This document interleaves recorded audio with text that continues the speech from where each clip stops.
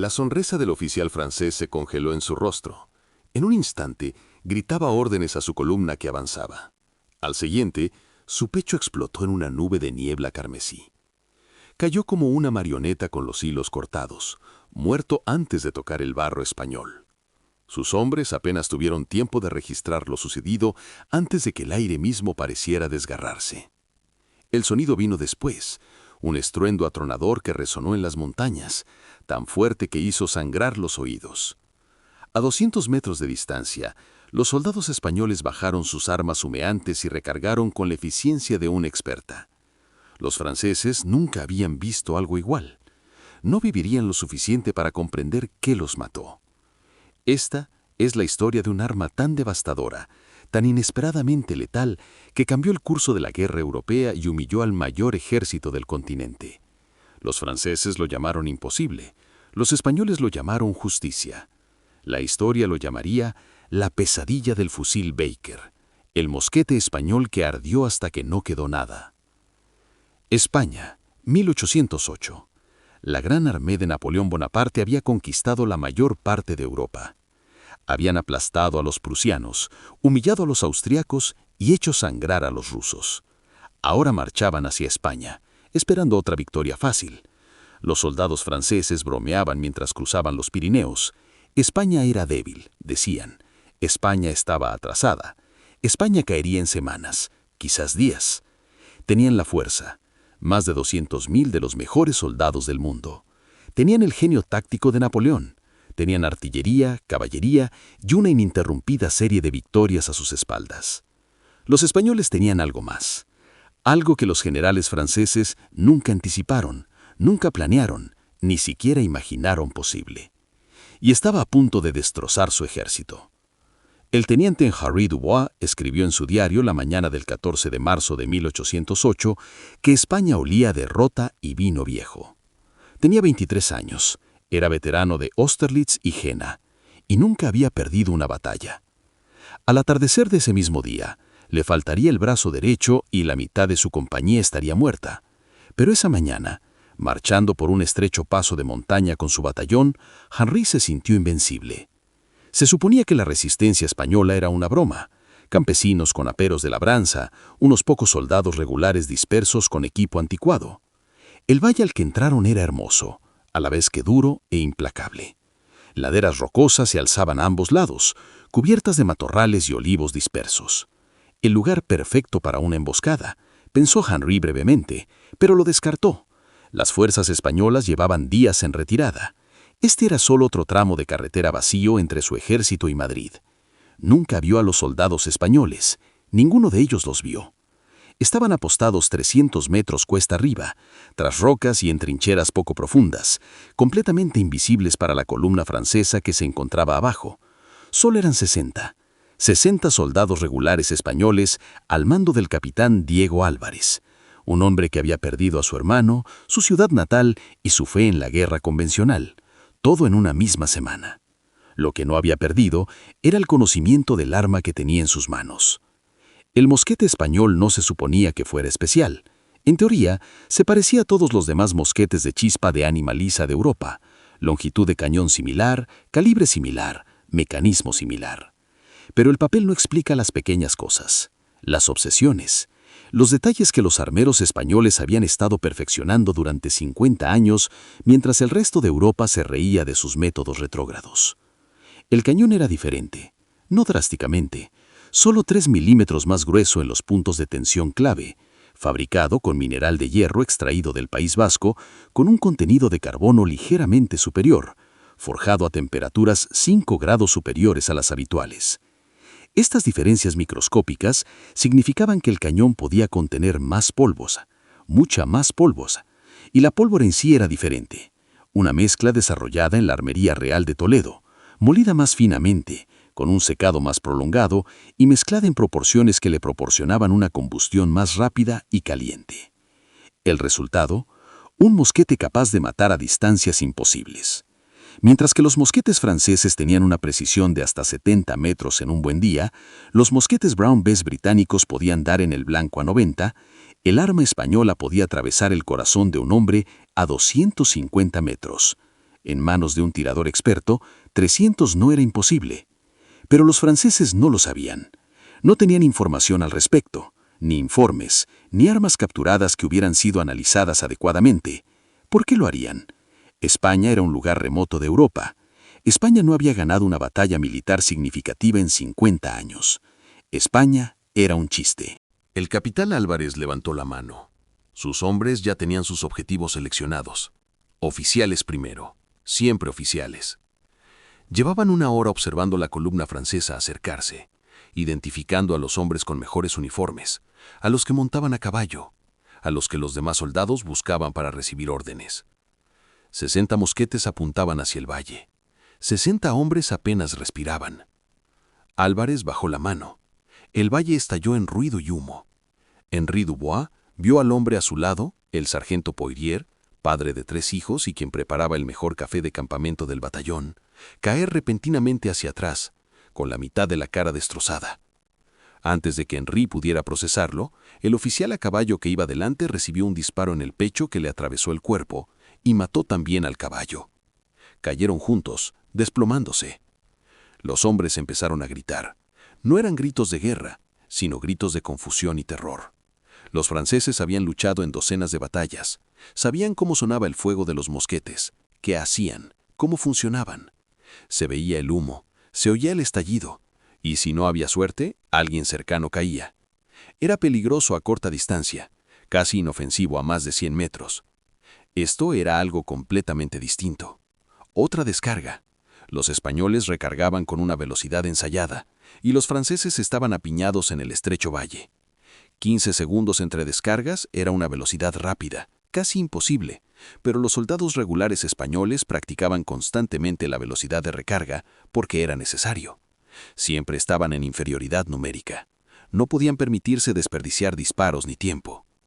Henri intentó organizar una respuesta. Gritó a sus hombres que devolvieran el fuego, que se cubrieran, que hicieran lo que fuera. Pero las palabras le salieron mal porque estaba en shock. Su brazo derecho colgaba inerte a su costado.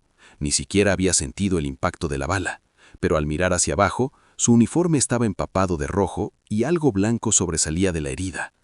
Hueso, pensó con la mirada perdida. Ese es mi hueso. Los franceses contraatacaron a ciegas, disparando hacia laderas que no podían ver con claridad, contra enemigos parcialmente ocultos y completamente fuera de su alcance efectivo. Sus balas de mosquete se quedaron cortas o se desviaron. Algunas impactaron en rocas y rebotaron sin causar daño. Ningún soldado español resultó herido en los primeros 5 minutos del combate. Otra descarga española. La cabeza de un teniente francés se echó hacia atrás como si Dios le hubiera dado un puñetazo. Un cabo se dobló por la mitad alrededor de una bala de mosquete que le dio en el estómago. Un soldado que intentaba organizar una escaramuza recibió un disparo en la garganta y se ahogó en su propia sangre en menos de 30 segundos, con las manos agarrándose la herida inútilmente, la mirada fija en Henri con una confusión desesperada que se desvanecía. Así no funcionaba la guerra. Esto no era posible. Los españoles estaban demasiado lejos, demasiado bien escondidos, y su precisión era demasiado devastadora. Después de 7 minutos, solo 7 minutos, más de 60 soldados franceses estaban muertos o moribundos y el batallón se dispersó. Huyeron. Las tropas de élite que se habían mantenido firmes en Austerlitz, que habían cargado contra la artillería rusa en Eylau, dieron media vuelta y huyeron valle abajo como animales despavoridos. Henri corrió con ellos, agitando el brazo inerte, intentando desesperadamente comprender qué acababa de ocurrir. Tras ellos, soldados españoles emergieron de sus posiciones para reclamar armas, municiones y suministros a los muertos. Habían usado quizás 300 cartuchos en total. No habían perdido ni un solo hombre. Cuando el batallón de Henri alcanzó la columna principal francesa a 8 kilómetros de distancia e informó de lo sucedido, el comandante general, un veterano llamado Lefebvre, que había luchado en todas las batallas importantes desde la Revolución, no les creyó. Campesinos españoles matando a 60 franceses a 300 metros de distancia, imposible. Henri debió de haber sido emboscado a corta distancia y presa del pánico, confundido en el caos. Esa era la única explicación lógica. Lefebvre moriría en 2 semanas, abatido por una bala de mosquete española a un tiro que creía seguro. Sus últimas palabras, presenciadas por 3 oficiales diferentes, fueron un susurro confuso. Pero, están demasiado lejos. La invasión de España por parte del ejército francés sería rápida y decisiva. Napoleón había dado a sus generales 3 meses para pacificar el país, 3 meses para quebrar la resistencia española, instaurar a su hermano José como rey y añadir otra joya al imperio francés. En cambio, se adentraron en una pesadilla que los desangraría durante 6 años y que al final contribuiría a la caída de Napoleón. Y el mosquete español fue solo una parte. El arma hizo posible las tácticas, pero las tácticas en sí, la guerra de guerrillas, las emboscadas, la negativa a luchar bajo las condiciones francesas, provenían de algo más profundo: desesperación, rabia, la negativa absoluta a aceptar la conquista. Consideremos las matemáticas que los generales franceses, por su arrogancia, no consideraron. En la guerra convencional, en las batallas de estrategia que Napoleón había perfeccionado, la superioridad numérica y la disciplina eran las claves. Un batallón francés de 800 hombres podía derrotar con fiabilidad a una fuerza española de igual tamaño porque estaban mejor entrenados, mejor dirigidos y mejor equipados. El alcance superior del mosquete español no importaba mucho en un campo de batalla tradicional, donde los ejércitos se alineaban e intercambiaban descargas a 70 metros. Pero España no libraba batallas tradicionales. No podían, perderían siempre. En cambio, luchaban desde las montañas, desde los tejados, tras muros, rocas y árboles. Eligieron su terreno, eligieron sus objetivos y aprovecharon al máximo el alcance superior de sus mosquetes. En este nuevo tipo de guerra, 60 españoles en buenas posiciones podían masacrar a 200 franceses y desaparecer antes de que llegaran los refuerzos. Los franceses necesitaban controlar territorio, carreteras, ciudades, líneas de suministro. Los españoles solo necesitaban que ese control fuera demasiado costoso de mantener. Y el mosquete les proporcionó la herramienta para lograrlo. El general Jean-Baptiste Bessières aprendió esto a las malas en la batalla de Medina de Río Seco. Llevó a 15.000 hombres para aplastar a una fuerza española de tamaño similar. En teoría, debería haber sido una victoria francesa. Sus tropas eran veteranas, mientras que los españoles eran en su mayoría reclutas novatos. Y al principio, todo salió como se esperaba. La caballería francesa atravesó las líneas españolas, la artillería francesa abrió brechas en las formaciones españolas. Pero entonces ocurrió algo extraño. Los soldados españoles se retiraron a una loma baja a unos 400 metros de la posición francesa. Bessières esperaba que siguieran corriendo. Eso fue lo que hicieron las tropas desorganizadas. En cambio, se reagruparon, se pusieron a cubierto y abrieron fuego. A 400 metros debería haber sido completamente ineficaz. No lo fue. Los caballos de la caballería francesa comenzaron a caer. Los oficiales se desplomaron de sus monturas. Las dotaciones de artillería se encontraron bajo fuego certero desde una distancia inalcanzable. Bessières ordenó a su infantería avanzar para expulsar a los españoles de la cresta con bayonetas, la solución habitual al fuego enemigo. Sus hombres avanzaron en perfecta formación, con los tambores resonando y las banderas ondeando. A 200 metros, el fuego español se volvió devastador. Los hombres cayeron en grupos. Las formaciones perfectas se disolvieron en el caos, mientras los soldados intentaban encontrar cobertura inexistente. Los franceses finalmente tomaron la cresta, pero sufrieron más de 2.000 bajas. Los españoles perdieron menos de 800 y se retiraron en buen estado para volver a combatir. Bessières, de pie en la posición capturada y observando las filas de sus soldados muertos, supuestamente le dijo a su ayudante: ¿Qué están disparando? ¿Cañones? Nadie tenía una respuesta. La inteligencia francesa seguía desconociendo en gran medida las capacidades del mosquete español. Se estudiaron las armas capturadas, pero las diferencias eran sutiles, algo que solo se nota si se busca, y nadie buscaba, porque nadie creía que las armas españolas pudieran ser superiores a las francesas.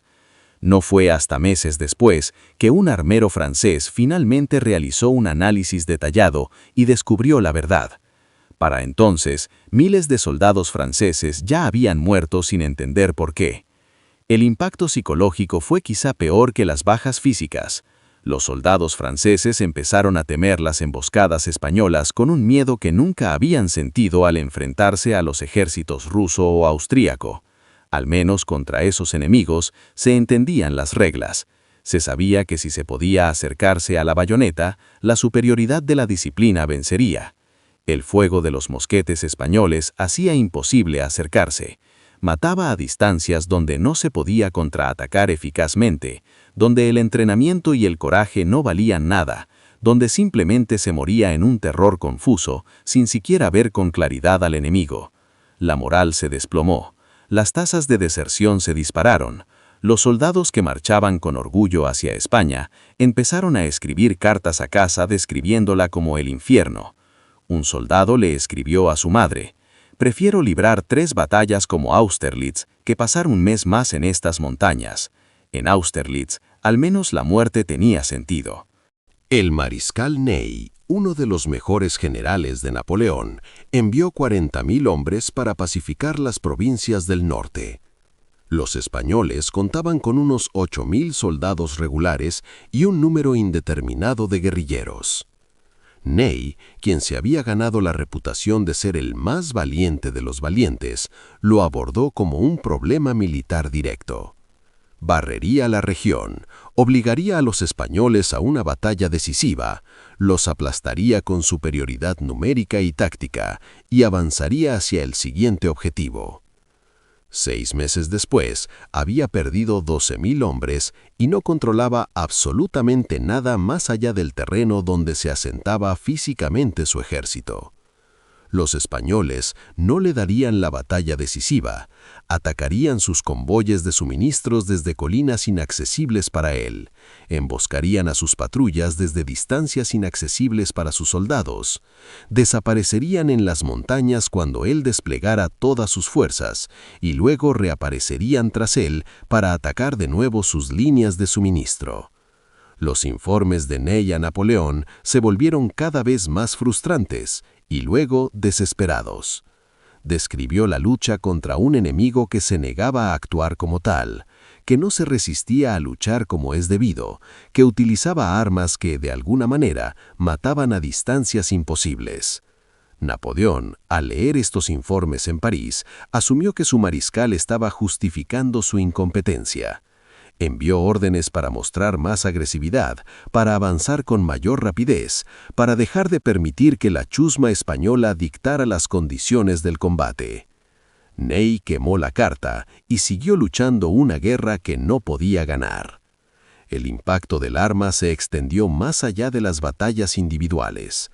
La doctrina militar francesa, cimentada sobre décadas de éxito, tuvo que reconsiderarse por completo. Los ataques en columna, la formación táctica francesa estándar, se convirtieron en trampas mortales al enfrentarse a los defensores españoles en terreno elevado.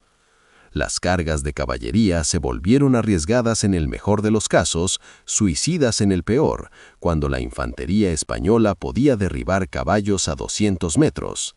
Las posiciones de artillería debían ubicarse más atrás para evitar el fuego de los francotiradores, lo que reducía su eficacia. Mientras tanto, las fuerzas españolas se organizaron en torno a las ventajas de sus armas. Las unidades se redujeron y aumentaron su movilidad.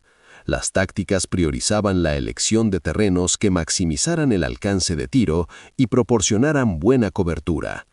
El entrenamiento se centraba obsesivamente en la puntería y la recarga rápida.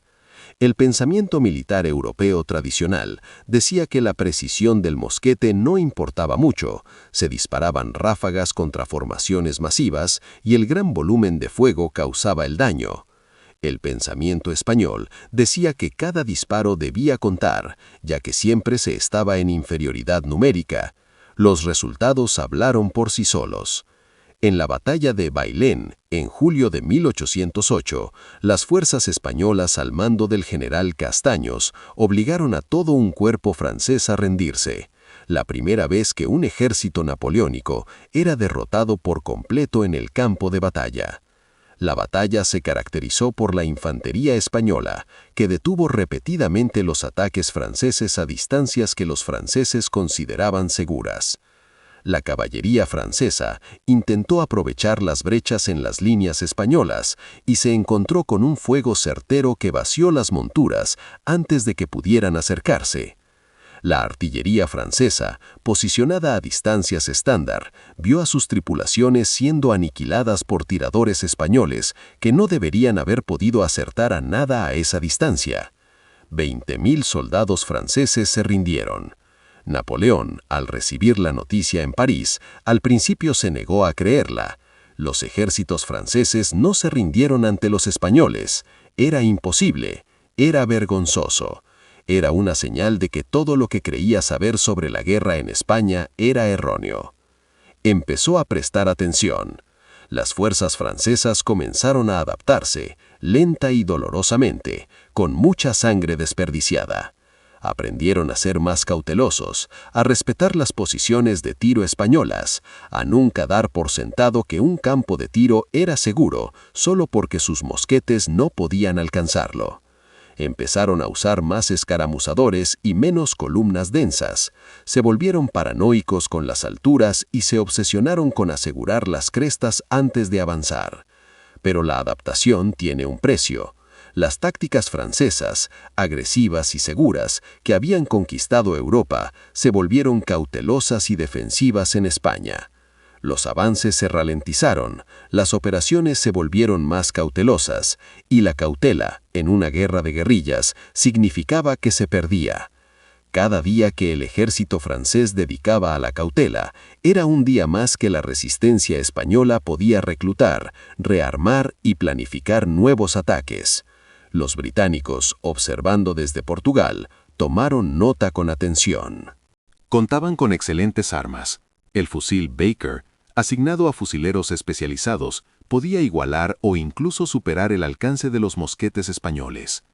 Pero el pensamiento militar británico nunca había considerado distribuir tales armas de forma generalizada, ya que eran más lentas de cargar y más caras de fabricar. España estaba demostrando que el alcance y la precisión podían compensar las desventajas. La doctrina militar británica cambiaría significativamente en los años siguientes, influenciada por el éxito español. Historias individuales del conflicto revelan la realidad humana tras las estadísticas. Está el relato del cabo francés Maurice Lefebvre, quien sobrevivió 4 años en España y mantuvo un diario detallado. Escribió sobre ver morir a su mejor amigo por un disparo que provenía de algún lugar en las montañas, demasiado lejos para verlo. Escribió sobre el miedo constante, la sensación de ser observado por enemigos invisibles que podían matarte a voluntad. Escribió sobre cómo toda su compañía desarrolló la superstición de nunca ser la persona más alta visible en una formación, porque los españoles siempre disparaban primero a los altos. El diario de Maurice describe una patrulla en las montañas donde su escuadrón pasó 6 horas acorralado por un solo tirador español al que ni siquiera vieron. Cada vez que alguien se movía, sonaba un disparo y alguien caía. No podían avanzar, ni retroceder, ni devolver el fuego eficazmente. Finalmente, esperaron hasta la oscuridad total y huyeron, dejando atrás a sus muertos. 4 hombres abatidos por un español invisible con un mosquete imposible. O pensemos en el capitán Álvarez, el oficial español de aquella primera emboscada en el valle. Sobrevivió a toda la guerra, 6 años de lucha casi constante, y la terminó con un balance de bajas inimaginable. Se estima que su arma personal, un mosquete que él mismo había modificado y mantenido, mató a más de 200 soldados franceses. Lo llamó Justicia. Lo limpiaba todas las noches, le hablaba como a un compañero y fue enterrado con él cuando murió en 1847, a los 62 años. Su familia lo donó a un museo, donde los historiadores franceses que lo examinaron finalmente comprendieron plenamente a qué se enfrentaban. El cañón mostraba señales de modificaciones que aumentaban su resistencia un 20% por encima del estándar. El mecanismo del gatillo se había perfeccionado para que fuera más suave y predecible. La mira trasera se había fabricado a medida para permitir una puntería más precisa a largas distancias. No se trataba solo de un mosquete español. Era arte, y arte que mataba. Las bajas francesas se acumularon de una forma que no tenía sentido desde una perspectiva estratégica. En el asedio de Zaragoza, las fuerzas francesas superaban en número a los defensores españoles en una proporción de 3-1 y tenían una superioridad artillera absoluta. Debería haber sido un asedio relativamente rápido. En cambio, duró 4 meses y costó a los franceses más de 10.000 bajas. Los defensores españoles usaron sus mosquetes para convertir cada calle en un campo de batalla, cada edificio en una fortaleza. Los soldados franceses tuvieron que avanzar por terreno urbano, donde los tiradores españoles podían disparar desde ventanas y tejados a quemarropa o desde el extremo de largas calles a máxima distancia. En cualquier caso, los franceses murieron. Dentro de la ciudad, los combatientes civiles se unieron a los soldados regulares en la defensa. Las mujeres cargaban los mosquetes mientras los hombres los disparaban. Los niños corrían municiones. Los ancianos señalaban buenas posiciones de tiro y rutas de escape. La ciudad entera se convirtió en un arma, y el mosquete español era su arma principal. Cuando Zaragoza finalmente cayó, los soldados franceses que encontraron armas por todas partes, escondidas en pozos, enterradas en jardines, guardadas en confesionarios de iglesias. Encontraron talleres donde los civiles habían estado reparando y modificando mosquetes durante el asedio. Encontraron reservas de la pólvora española especial, recetas escritas en los márgenes de los libros de oraciones. Lo quemaron todo, pensando que estaban destruyendo la resistencia española. Se equivocaron. El conocimiento ya estaba demasiado extendido, las técnicas demasiado conocidas, el arma demasiado arraigada en la cultura militar española. El propio Napoleón llegó finalmente a España en noviembre de 1808, frustrado por los fracasos de sus mariscales y decidido a resolver la situación personalmente. Trajo 180.000 tropas adicionales y su propio ingenio táctico. Al principio, pareció funcionar. Los ejércitos regulares españoles no pudieron hacerle frente al propio Napoleón. Ganó todas las batallas convencionales que libró, pero no pudo ganar la guerra. No pudo ganarla porque la verdadera guerra no se desarrollaba en los campos de batalla, sino en caminos de montaña, en valles estrechos, en pequeñas aldeas donde los combatientes españoles, con armas superiores, encarecían enormemente el control francés. Napoleón podía tomar ciudades, pero no podía mantener el país. Todo convoy de suministros necesitaba fuertes escoltas. Todo mensajero corría el riesgo de ser emboscado. Cada puesto avanzado vivía bajo la constante amenaza de incursiones nocturnas de enemigos que podían matar a los centinelas desde distancias que hacían casi imposible la defensa. Después de 3 meses, Napoleón regresó a Francia. Dejó a sus mariscales para continuar la agotadora e imposible campaña. Más tarde llamaría a la campaña española la úlcera española, una herida que nunca sanó, que constantemente agotaba las fuerzas francesas y que socavaba todo lo demás que intentaba lograr. El arma que la hizo posible seguiría matando franceses durante 4 años más. Las cifras son desoladoras. Entre 1808 y 1814, Francia envió casi 300.000 soldados a España. Al menos 200.000 murieron allí, muertos en combate, por enfermedades, perdidos en emboscadas, abatidos por tiradores que nunca vieron. El mosquete español no los mató a todos, por supuesto.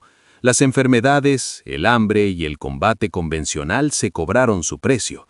Pero la infantería española, armada con sus armas superiores y utilizándolas con inteligencia táctica, fue responsable de un número desproporcionado de bajas. Los registros militares franceses, analizados después de la guerra, mostraron un patrón. Las bajas por fuego de mosquete de largo alcance en España fueron 3 veces mayores que en cualquier otro escenario de las guerras napoleónicas.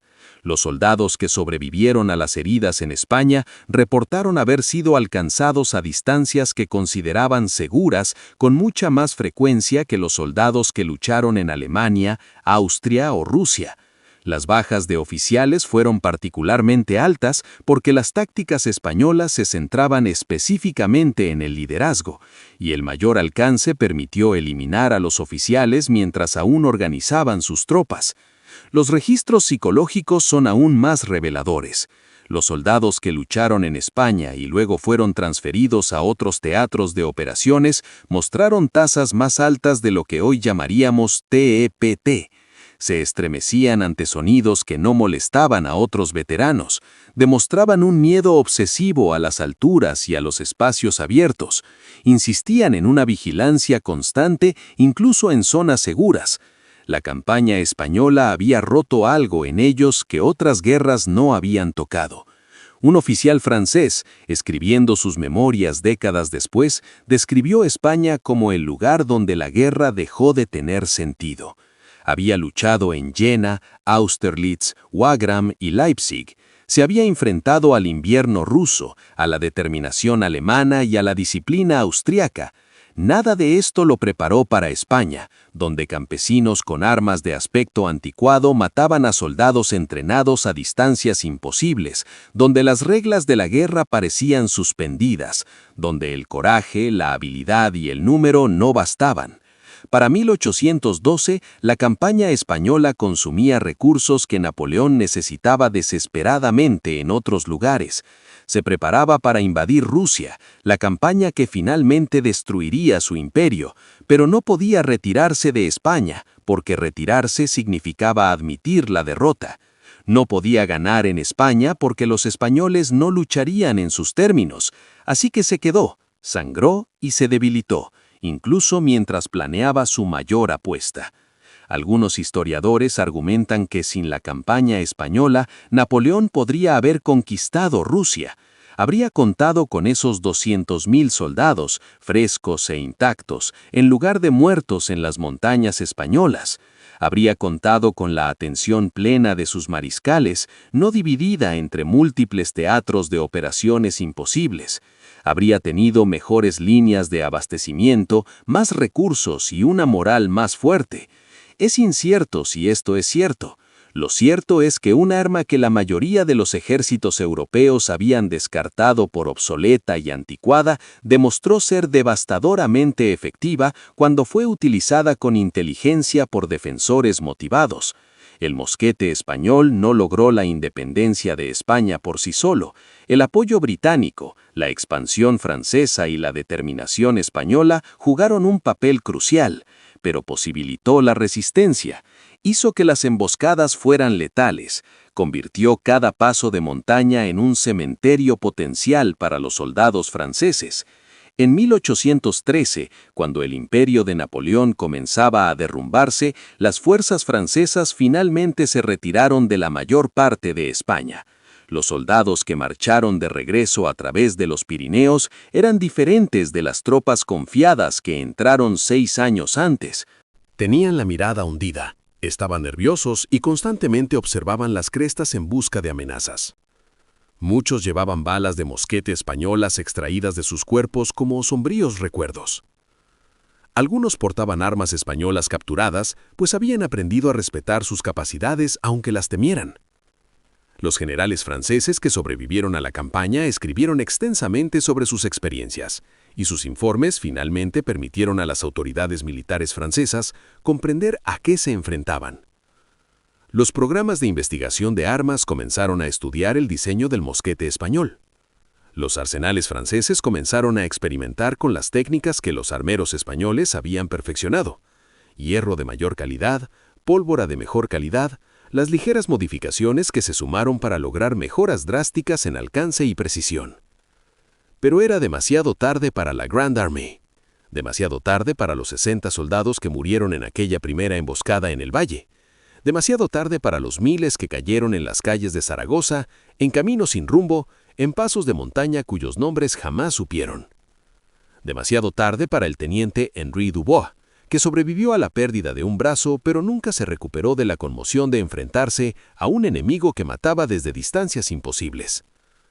Murió en 1832, aún con pesadillas sobre disparos de mosquete que provenían de laderas desoladas. España enseñó a Europa una lección sobre la guerra moderna que no se comprendería plenamente hasta el siglo XX. La tecnología importa, pero cómo se usa importa aún más. El mosquete español era apenas ligeramente mejor que sus homólogos europeos, unos metros más de alcance, una precisión ligeramente superior y algo más fiable. Pero España construyó toda una doctrina táctica en torno a la explotación de esas pequeñas ventajas, y fue suficiente para desangrar al mayor ejército de Europa hasta su colapso. El arma se volvió legendaria en la cultura española. Se escribieron canciones sobre ella. Los niños jugaban con réplicas de madera. Los veteranos transmitían sus mosquetes como reliquias familiares, con historias relacionadas con cada uno. Este mosquete mató a un coronel francés a 300 pasos. Este resistió una carga de caballería. Este salvó a una aldea entera. Algunas de estas historias eran ciertas, otras eran exageradas. Todas contenían el mismo mensaje. Estábamos ocupados, nos superaban en número. Se suponía que íbamos a perder y nos negamos. En la cultura francesa, el mosquete español se convirtió en un símbolo de la amarga inutilidad de la campaña. Los veteranos lo mencionaban al describir situaciones imposibles, tan desesperanzadoras como enfrentarse a las armas españolas en las montañas. Las academias militares francesas utilizaban las tácticas españolas como ejemplos prácticos de cómo luchar contra la superioridad numérica. El arma que humilló al ejército francés enseñó lecciones que influirían en el pensamiento militar francés durante generaciones. Los británicos, observando todo desde Portugal, sacaron sus propias conclusiones. El programa del fusil Baker se amplió. El énfasis en la puntería aumentó en todo el ejército británico. Las tácticas evolucionaron para priorizar las escaramuzas y la precisión del fuego sobre el volumen de fuego. Cuando las fuerzas británicas y francesas se enfrentaron más tarde en las guerras napoleónicas, los soldados franceses notaron que la infantería británica parecía disparar con mayor precisión que antes, matando a mayores distancias y empleando tácticas de inspiración española. La lección se había extendido. Los historiadores modernos debaten las especificaciones exactas del mosquete español, ya que pocos ejemplares sobreviven intactos. Muchos se perdieron en conflictos posteriores, se destruyeron en incendios o simplemente se desgastaron por el uso y fueron desechados. Los que se conservan en museos muestran variaciones. Cada armero añadió sus propias modificaciones y cada región tenía técnicas ligeramente diferentes. No hubo un único mosquete español, sino una tradición de artesanía y mejora continua que produjo armas consistentemente superiores a sus homólogos europeos. Lo que no es discutible es el impacto. Los registros franceses documentan claramente las enormes bajas, los cambios de táctica y los fracasos estratégicos derivados de la incapacidad de controlar el territorio español. Los registros españoles documentan las emboscadas exitosas, las altas tasas de bajas y la capacidad de pequeñas fuerzas para derrotar sistemáticamente a unidades francesas mucho mayores. Los observadores británicos documentaron lo que vieron e incorporaron lecciones a su propia doctrina militar. La evidencia es abrumadora. La última gran fuerza francesa se retiró de España en abril de 1814, después de la abdicación de Napoleón. Dejaron atrás tumbas, pueblos quemados y una población española que había aprendido a resistir a los imperios. El mosquete español, símbolo de esa resistencia, herramienta de esa victoria, no terminó con la guerra. Algunos se emplearon en conflictos españoles posteriores. Algunos llegaron a Sudamérica y se emplearon en las guerras de independencia, difundiendo las innovaciones tácticas españolas a través del océano. Algunos permanecen en museos, testigos mudos de una guerra que cambió la historia europea. Y en los cementerios militares franceses del sur de Francia, miles de tumbas albergan a soldados que murieron en España, abatidos por un enemigo que subestimaron, armados con un arma que nunca entendieron hasta que fue demasiado tarde. Ningún monumento menciona específicamente el mosquete español. Ningún monumento conmemorativo habla de los alcances que no deberían haber sido posibles, las tácticas que no deberían haber funcionado, la derrota que no debería haber ocurrido. Pero el silencio es su propio testimonio. Francia, que erigió monumentos a cada victoria y a la mayoría de las derrotas, apenas reconoce a España. La campaña española sigue siendo una vergüenza, un desastre estratégico, una herida que nunca sanó del todo.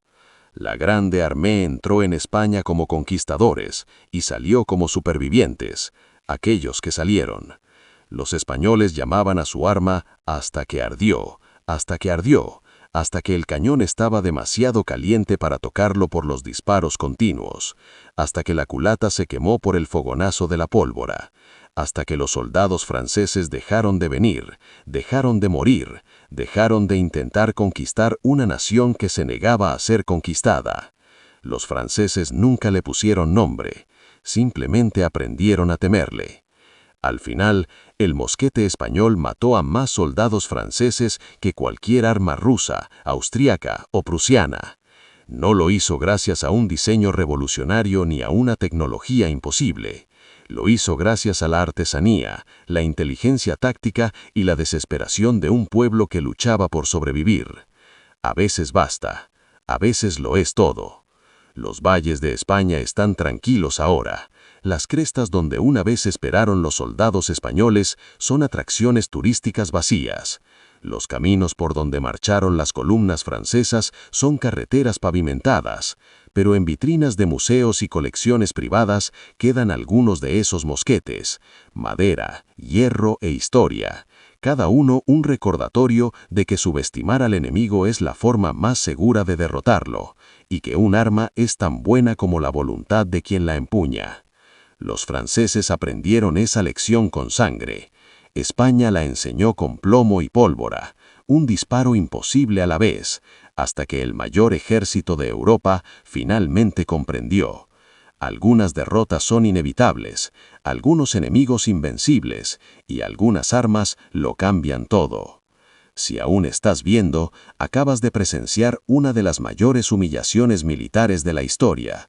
Un imperio derribado no por otro imperio, sino por un pueblo que se negó a rendirse, y un arma que hizo esa negativa letal. Comenta abajo sobre qué batalla histórica quieres saber a continuación, y suscríbete para más historias que cambiaron el curso de la historia de la humanidad. El pasado está lleno de momentos como este, victorias aparentemente imposibles, derrotas devastadoras y lecciones escritas con sangre que aún hoy seguimos aprendiendo. El mosquete español ardió hasta que Francia se retiró, hasta que un imperio aprendió humildad, hasta que la historia demostró, una vez más, que subestimar a los desesperados es el último error que cometerás. El mosquete español ardió hasta que Francia se retiró, hasta que un imperio aprendió humildad, hasta que la historia demostró, una vez más, que subestimar a los desesperados es el último error que cometerás.